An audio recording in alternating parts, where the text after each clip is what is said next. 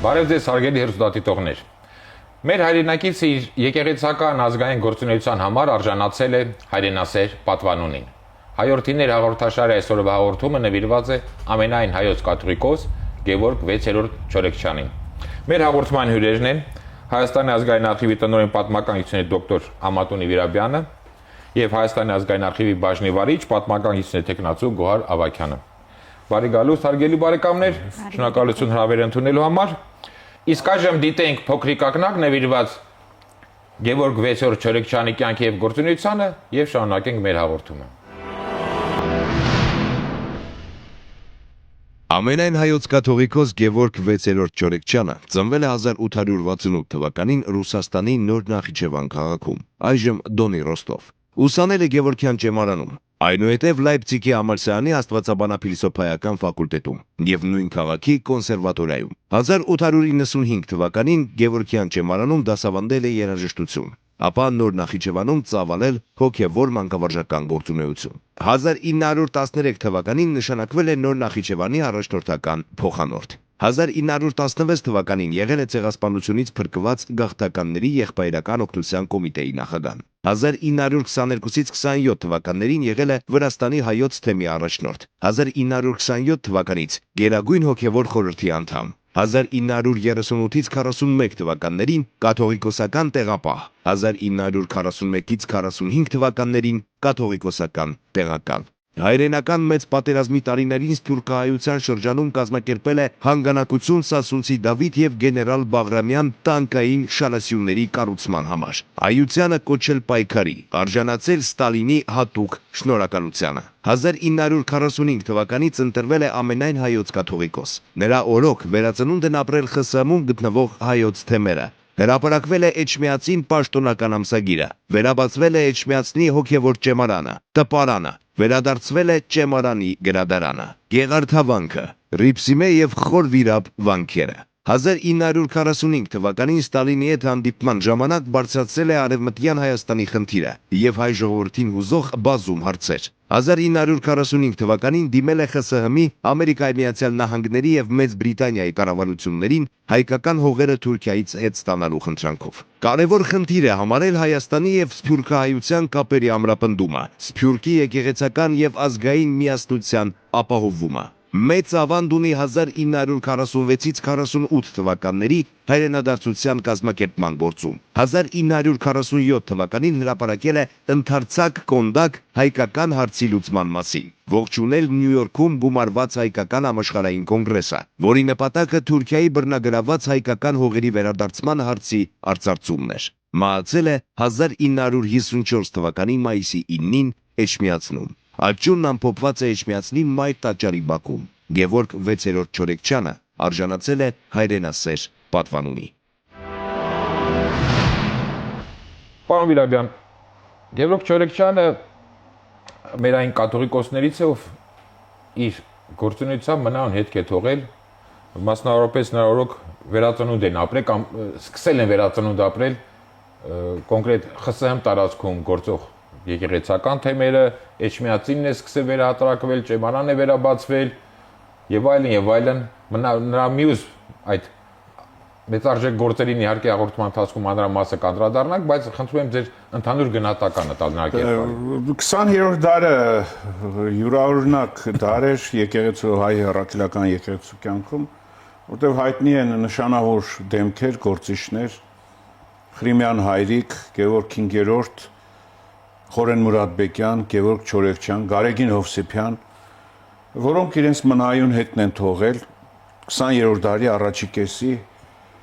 հայ եկեղեցու եւ հայ ժողովրդի պատմության համար եկեղեցական, այլ ազգային ժողովրդական մեզ հայտնի է թեկուզ Սարդարաբադի ճակամոտամարտը, երբ որ Գարեգին Հովսեփյանը մասնակցում էր եկեղեցիականների մի խմբով, կամավորների մի խմբով մասնակցում էր ճակատամարտին, հետո Կարսի, նույնիսկ Կարսի անկման օրը գտնվում մեր Կարսում, որտեղ մեկնել էր ռազմաճակատ հայ զինվորներին ողջունելու գործունեություն է ծավալել նաեւ Գևորգ Չորեքչյանը։ Գևորգ Չորեքչյանը հայ եկեղեցու հետը ստանձնեց շատ դժվարին մի ժամանակաշրջանում։ Դա 30-ական թվականների վերջն էր, 38 թվականին կյանքից հեռացավ Խորեն Մուրադբեկյանը, թե ինչպիսին է ինչպես հեռացավ այս մասին, չենք խոսում այդ մասին, միայն մի փաստ ասեմ, որ խնդիր էր դրված Էժմիածինը որպես կաթողիկոսություն վերացնել եւ վերածել թանգարանի։ Եվ ըստ այդ գրության եկեղեցում հայ եկեղեցում մնացել են ընդամենը 6 թե 7 սպասավոր։ 6-7 սպասավոր, մեծ մասը կամ ոչնչացվել էին, կամ գնդակարվել էին, կամ եկեղեցուց հեռացել էին։ Մի մասն էլ զգալով կամ կյանքը պետք է զոհաբերեին, կամ եկեղեցական կոչումը հրաժարական էին։ Գևորգ Չորեքչյանը կատարեց նաև յուրօրինակ փրկիչի դեր։ Նա ստանձնեց եւ հետաքրքիր է նաեւ որ սկսվեց պատերազմ։ Եթե խաղաղությունը շարունակվեր, միգուցե իրոք հայ եկեղեցին դադար էր գոյություն ունենալուց, ոչ միայն հայկական, այլ ռուսական եւ մյուս կրոնական բոլոր կազմակերպությունները խորհրդային միությունը, որտեղ խորհրդային միությունը անհաշտ պայքար էր մղում, անհաշտ բառը այդպես հեշտ է հնչում, բայց դա սարսափելի էր, անհաշտ պայքար։ Եվ պատերազմը սկսվեց, գերմանական զինված ուժերը շատ կարճ ժամկետում հասան Մոսկվա եւ Ստալինը ստիպված օգնության դիմեց նաեւ եկեղեցու։ Մենք վերջերս արդեն գիտենք, որ Մոսկվայի ճակատամարտից 1-2 օր առաջ Կազանի սրբամոր Աստվածամոր սրբապատկերը, Աստվածամոր Կազանի Աստվածամոր սրբապատկերը ինքնաթիռով պտտացրել են Մոսկվայի շուրջը։ Այս ծրան են ասել նույնիսկ խորհրդային իշխանությունները, այս քայլն են կատարել։ Այո, ռասական է, նույնիսկ այս քայլն են կատարել խորհրդով Ստալինը համաձայնվել եւ որոշակի մեղմացավ եկեղեցու հանդեպ հալածանքները եւ նույնիսկ Ստալինը փորձեց ռուսական եկեղեցին վերականգնել, երբ որ կանչեց, որպեսզի նոր պատրիարք ընտրեն, տեսան, որ մարդ չկա, բոլորը ճամբարներում եւ հետ կանչեցին։ Իհարկե Հայաստանում այդ ճամբարներում գտնվողները հետ չեկան, բայց մի քայլ կատարվեց, որը հայ եկեղեցու դերը մեծ շատ բարձրացրեց, դա խորհրդային զինված ուժերին անհրաժեշտ հնարավորինս գումար հավաքելու եւ անհրաժեշտ Շատ բարի այդ ամենին մանրամասը այս ընթացքում կանրադառնանք։ Տիկին Ավագյան, արդեն ասեցի, որ Գևորգ Չորեքչյանը արժանացել է հայրենասեր պատվանունին եւ նրա հայրենասիրական այդ բուրընգործունեության դրսևորումը առաջին երևի հայոց ցեղասպանության տարիներին այդ ընթացքում եղբայրական Էջմիածնում գոյություն ունեցող այդ անվանումով եղբայրական օգնության կոմիտե։ Եվ այդ կոմիտեի նախագահը հենց Գևորգ Չորեքչյանն էր եւ որբերի խնամ եւ շատ նման հարցերում իր կարևոր դերակատարություն ունեցել է։ Սուրբ Էջմիածնի եղբայրական օգնության կենտրոնական կարգադիր հանձնաժողովը ստեղծվեց ճիշտ նկատեցիք առաջի համաշխարհային պատերազմ սկսվելուց հետո ավելի ստույգ 14 թվականի դեկտեմբերի 28-ին Սկսած 1916 թվականից նրա նախագահ մինչ այդ Գևորգ Չորեքչյանը անդամ էր հանձնաժողովի, իսկ 16 թվականին նշանակվեց նախագահ, ընդ որում նրանից առաջ Գարեգին Հովսեփյանն էր նախագահում եւ դա մի այնպիսի պատասխանատու ու դժվարին գործ էր, որ Դա պատահական չէ, որ Գարեգին Հովսեփյան, Գևորգ Չորեքչյան Ընդհանրապես իրենց գործունեության ընթացքում բավականին հաճախ են խաչվել այս երկու խոշոր գործիչների աշխատանքային այդ նախախորհրդային Ճեմարանական ընկեր են եղել, չէ՞ կարծես։ Այո, նրանք ճեմարանական ընկերներ են եղել հավատարիմ։ Ճամբարանի նույն դասարանից է։ Նույնիսկ դիմումը, որ գրվել է Մակար Կաթողիկոսի անունով, որ իրենք ուզում են ճեմարանն ավարտելուց հետո դառնալ միաբաններ Մայրաթորի, դիմումի տակ ստորագրել են 3 անձնավորություն, որոնք դա մի իսկական աստղաբույլ էր իհարկե, Գարեգին Հովսեփյան, Գևորգ Չորեքչյան եւ Կարապետ Տեր Մկրտչյանը։ Սարկավագության աստիճաններ նրանք նույն օրն են ստացել, նույնիսկ եպիսկոպոսության ձեռնադրվել են կրկին իրար հետ նույն օրը, նույն կոնդակով։ Ինչ վերաբերում է հանձնաժողովի աշխատանքներին, դա մի շատ ծանր ու դժվարին ժամանակաշրջան էր, երբ բոլորս գիտենք Մայրաթորի Էջմիածնի պատերի 4 կողմը լցված էր գաղթականությունը որբերը եւ միայն որբերին չէ, նաեւ գաղթականներին։ Դա իսկապես մի ես չեմ վախենա ասելու, որ այդ հանձնաժողովը, որ ստեղծվեց Գևորգ կաթողիկոսի կոնդակով եւ ունեցավ իր մասնաճյուղերը տարբեր վայրերում, առանց վարանելու կարելի է ասել, որ նրանք հազարավոր կյանքեր փրկեցին առանց չափազանցության, քանի որ նույնիսկ օրական նրանց կողմից հասցվող այդ մի բաժակ կաթը, թեյը, մի կտոր հացը, որ կարողանում էին հասցնել, այո,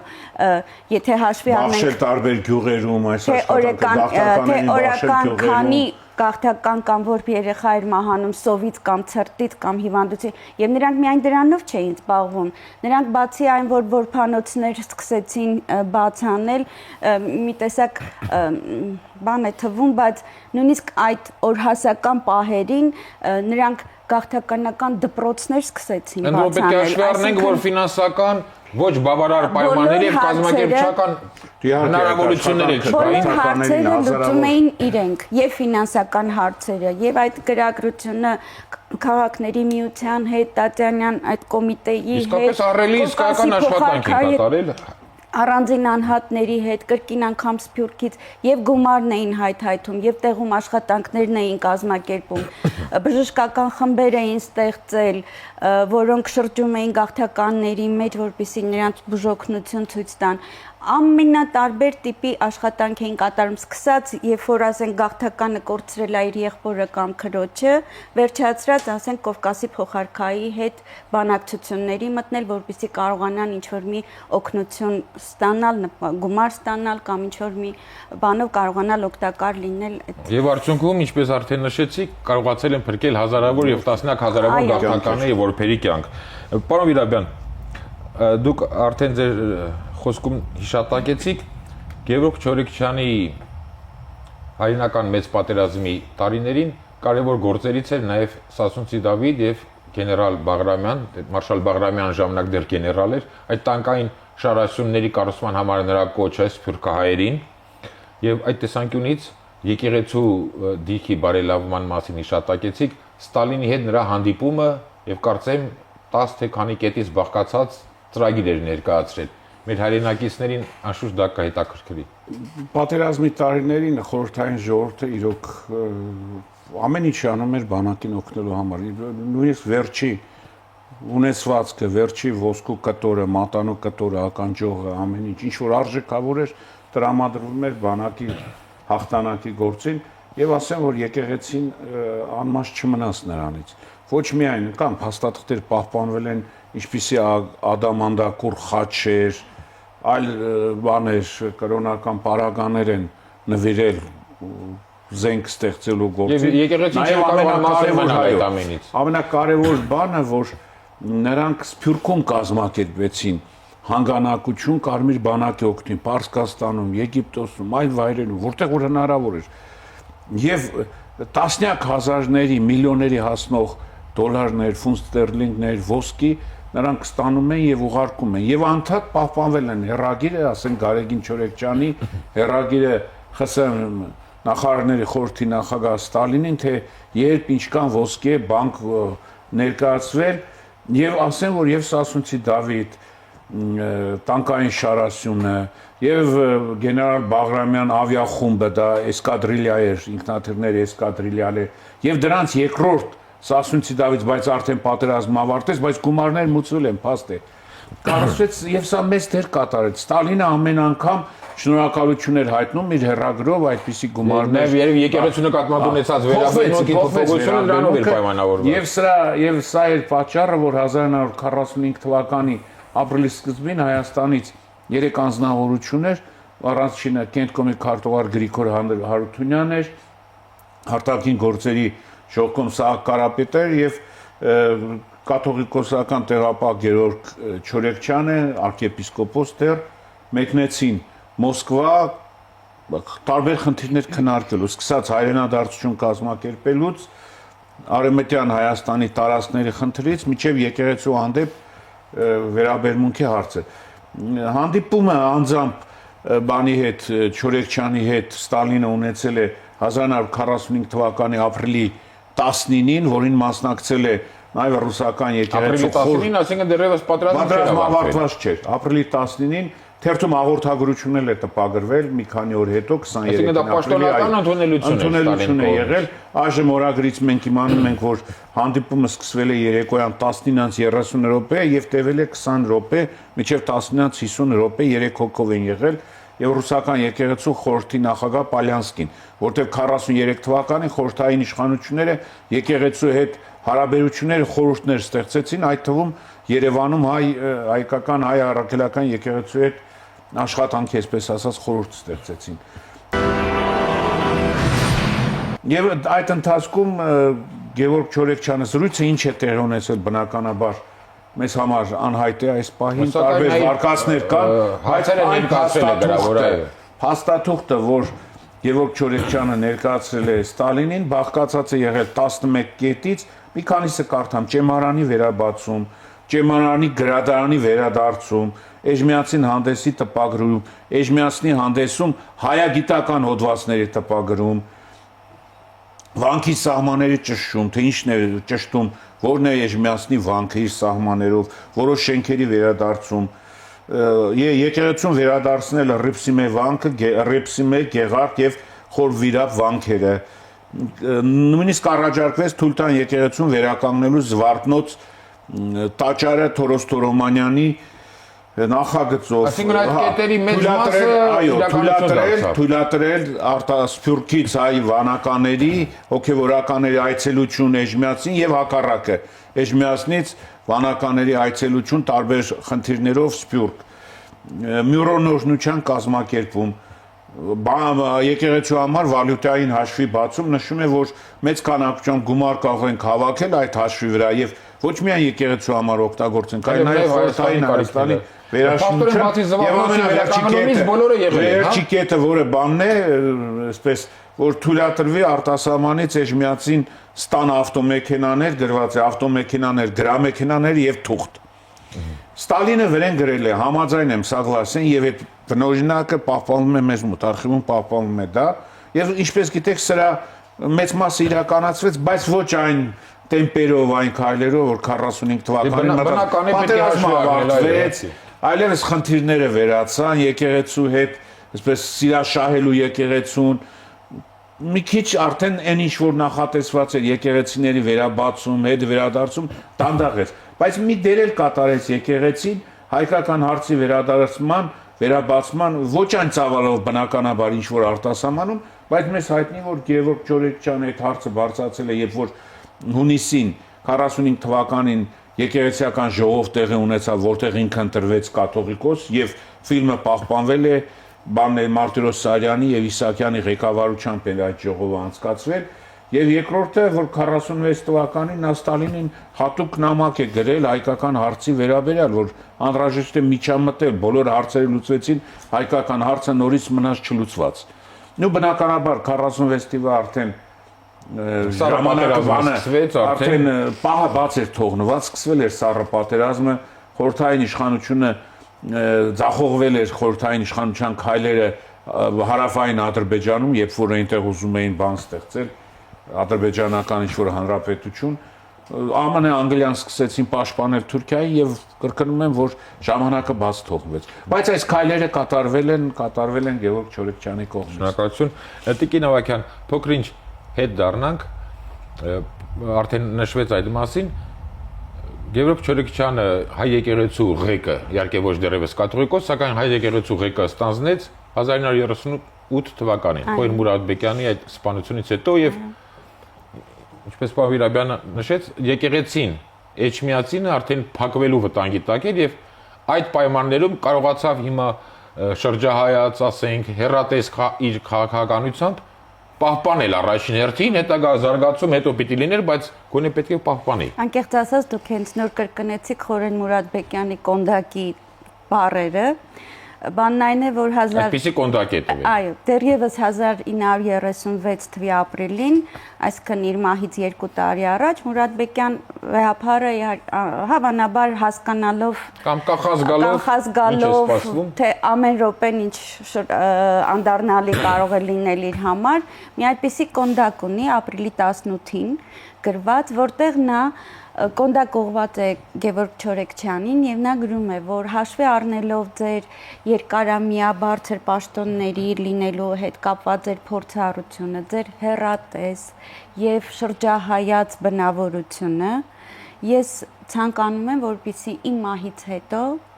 եկեղեցու այսինքն Մայրաթորի գործերի ղեկավարումը վերցնես Այսինքն կաթողիկոսական գահը կարծես թե կտակել է Չորեքչյանի վրա։ Այո, կոնդակը կարելի է եւ կտակ ասել եւ ճիշտ է այդ կոնդակով նրան նշանակվել է նաեւ Գերագույն խորհրդի Էջմիածնի հոգեվոր Գերագույն խորհրդի նախագահ եւ կաթողիկոսական տեղապահ եւ երբ արդեն այդ դեպքը եղավ Խորեն Վեհափարի հետ նրա մահից անմիջապես հետո փաստորեն ավտոմատ այդ ղեկավարման ղեկը անցավ Չորեքչյանի ձեռքը։ Այսինքն ուրիշ տեխնացու էլ չկար արդեն։ Չկար ուրիշ տեխնացու։ Չէ, կային իհարկե Բայց ոչ այդպեսի նման հեղինակություն այո։ Կարծում եմ, որոնք շատ ավելի ձեռք կտային այն ժամանակ իշխանություններին, ասենք չմոռանանք, որ Արսեն arczepiskopos-ն էր մեջտեղներում Ղլճյանը եւ այլն, բայց ըստ Խորեն Մուրադբեկյանի կոնդակի իշխանությունը Մեր համար անցավ բարեբախտություն էր, որ Չորեքչյանի նման եկեղեցական կար եւ կարողացավ իր շրջահայաց այո այդ պետք է անպայման շեշտենք, որ նա շրջահայաց քաղաքականություն սկսեց ի տարբերություն նույն Խորեն Մուրադբեկյանին, որը հաճախ ընդվզում էր իշխանությունների քայլերի նկատմամբ։ Այդ ընդվզման արդյունքն մենք տեսանք Մուրադբեկյանի սպանեցին։ Աչքի առաջ ունենալով այդ փաստերը Գևորգ 6-րդ Չորեքչյանը կարողացավ այդ քաղաքականությունը շարունակել եւ նորից ինչպես ասեցի, պատերազմնել իր դերը կատարեց։ Գիտեք, մի քիչ համաձայն չեմ, այդքան էլ այնպես գլուխը կաթողիկոսական տեղապահ չէր։ Բայց բոլոր դեպքում դիվանագետ էր Փաստաթղթեր, որոնցով նա իր պահանջներն էր դնում, ասենք խնդրանքի ձևով կամ հենց պահանջի ձևով, ասենք եկեղեցու турքերը պակասացնելու, հենց այդ անմիջապես 1938-ից սկսած, բայց անընդհատ գրագրության ու բանակցությունների մեջ էր կառավարության Դեռևս մի քանի հոգի են ընդամենը Էջմիածնում մնացել, մի 10 հոգի չէ, պարոն Վիլան։ Դարձավ կաթողիկոսական տեղապահ, Մայրաթորում կար ընդամենը 8 միաբան, ինքն էլ հետը։ Եվ որոնցից 7-ը արդեն 70-անց մարդիկ էին։ 1941 Եվ չէ թույլատրվում երիտասարդներին ընդգրկել, հավանաբար։ Չկային էլ արդեն, ում պետք է Գևորգյան Ճեմարյանը սաներ չէր տալիս, եղածներին արդեն աքսորել էին մեծ մասին գնդակահարել, այնպես որ համալրելու խնդիրը այսպես թե այնպես Էջմիածնի Գևորգյան Ճեմանարը բացելու խնդիրը ոչ միայն 45 թվականին է նա դրել, այլ Հայաստանի իշխանությունների առաջ ավելի վաղ է դրել 43 թվականին, 44 թվականին, որ անհրաժեշտ է նոր հոգևորականներ են անհրաժեշտ, այդ թվում նաև Սփյուռքում աշխատելու։ 43 թվականին Էջմիածնում մնացել էին 2 միաբան։ Շատ բարի։ Դե պետք է նաև Ստալինին ուղղակի կամ անուղղակի շնորհակալ լինենք, որ թույլատրել է Ճեմանի բացումը, ապա թե ոչ միաբաններ չեն լինի։ Պարոն Վիրաբյան, հայկական հարցի մասին նշեցիք, Չորեքչյանը կոնդակի հատուկ, բայց դրանից բացի նա նաև հայրենիք սփյուռք կապերի եւ հայրենադարձության ասպարեզում է իր կարևոր դերակատարությունը ունեցել։ Բնականաբար նա երբ ես ասեցի, որ 1943 թվականին ստեղծեց հայ եկեղեցու գործերի խորհուրդը, Հովհաննիսյանը ղեկավարեց եւ եկեղեցու գործերի խորհուրդը արդեն փաստորեն օղակ էր պետություն եկեղեցի հարաբերություններում եւ բնականաբար Գևորգ Չորեքչյանը պետք է կատարեր այն, ինչ այս իշխանությունները նախաձեռնում էին, այդ թվում հայրենադարձությունը, այդ թվում հայկական տարածքը, այդ թվում նաև Սփյուռքի հետ կապերի ընդլայնումը, որտեղ շատ լավ հասկանում էին, որ առանց եկեղեցու Սփյուռքում, եթե խորհրդային իշխանությունը ձգտում է, որից է հաջողություն, որից է քայլեր կատարել Սփյուռքում, առանց հայ եկեղեցու գործուն մասնակցության անհնարին է այդ աշխատանքը կատարել։ Դրա համար այդ հնարավորությունը ստեղծվեց առաջի անգամ 32 թվականից սկսած, երբ որ Խորեն Մուրադբեկյանը ընտրվեց կաթողիկոս, առաջի անգամ Սփյուռքից հոգևորականներ եւ մտավորականներ ժամանեցին խորհրդային Հայաստան 1945 թվականին, երբ որ եղավ եկեղեցիական ժողովը եւ եղավ բանը, եղավ կաթողիկոս ընտրվեց Գևորգյան իշխանությունը եւ ամիհանցել եմ ուզում ասել, որ եկեղեցու այդ որ նա կարողացավ իշխանություններին հասկացնել, որ առանց Էժմիածնում նոր եպիսկոպոսներ ձեռնադրելու, որոնք կիրականացնեն Էժմիածնի քաղաքականությունը Սփյուռքում, անհնարին է հաջողությունների հասնել եւ բնակավարում եւ հայրենադարձության բնակավարում, ինչու՞ չէ, խորհրդային իշխանությունը իր առաջ խնդիրներ ուներ դրված,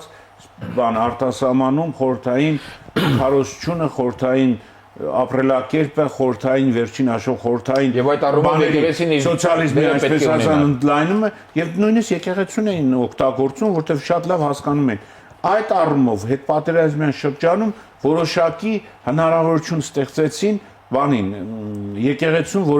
որոշակի դեր կատարելու Սփյուռքում։ Այս առումով Գևորգ Չորեքչյանի աշխատանքը շատ կարևոր էր, բայց պետք է ասեմ, որ եթե խոսում ենք, որ ոչ բոլոր քայլերն էին, ասենք իօգուտ հայ եկեղեցուն միացնության։ Կարևորը որ քայլերի մեծ մասը եկեղեցու եւ ժողովրդի արտասահմանում այնպիսի մարդկանց հայ եկեղեցու թեմերի ղեկավարներ նշանակել, որոնք խորհրդամետ էին եւ հաճախ տեղում ընդվիզում էր լինում, Գևորգ Չորեքչյանը ստիպված պետք է այդ քայլերը պաշտպաներ եւ հաճախ այդ պատճառով նրա հեղինակությանը վնաս էր հասցվում։ Բայց ժամանակն այդպիսին էր, քաղաքականությունը այդպիսին էր, ոչինչ չես կարող անել։ Տիկին Ավագյան, ժամանակասուղի հաղորդումը ավարտելուց առաջ խնդրում եմ հակիրճ ներկայացրեք Հայաստանի ազգային արխիվում, գիտենք, որ օվկիանոս նյութեր կան, բայց կոնկրետ եկեղեցուն եւ կաթողիկոսներին կամ եկեղեցականներին նվիրված ինչ նյութեր կան նրանց վերաբերող։ Բավական է ասել, որ այսօր ազգային արխիվում պահվում է Սուրբ Էջմիածնի հայ լուսավորչական սինոդի ամբողջ փաստաթղթերը, կաթողիկոսական դիվանի նյութերի մեծ մասը, իհարկե դրանց մյուս մասը Մատենադարանում է, հիմնականում նյութը մեր մոտ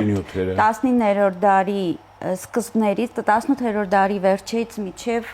1956 թվական մինչև Վազգեն Վեհափար ընկած ժամանակաշրջանի նյութեր են, տասնյակ հազարավոր գործեր են դրանք, նաև թեմերի, ասենք, Աստրախանի թեմ, Նոր Նախիջևանի թեմ, Վրացի Մերեթյան եւ այլն։ Այսինքն դուք ճիշտ նկատեցիք, որ ծով նյութ կա հայ եկեղեցու պատմության վերաբերյալ։ Շնորհակալություն եւ այդ առումով ինչպես արխիվի մասնագետների, այնպես էլ հետազոտողների համար դեռևս տասնյակ տարիների աշխատանք կա, որպեսզի կան այդ բազմահազարանոց այդ նյութերը ուսումնասիրեն։ Հարգելի բարեկամներ, կրկին մեկ անգամ շնորհակալություն ձեզ հաղորդմանը մասնակցելու պատրաստակամության եւ մեր հայրենակիցներին Գևորգ 6-րդ Չորեքչյան ամենայն հայոց կաթողիկոսին ներկայացնելու համար։ Հարգելի հեռուստադիտողներ, հայորդիներ հաղորդաշարի այսօրվա հաղորդումը նվիրված էր ամենայն հայոց կաթողիկոս, հայրենասեր պատվանում արժանացած Գևորգ 6-րդ Չորեքչյանին։ Առայժմ այսքանը, ճանաչենք հայորդիներին։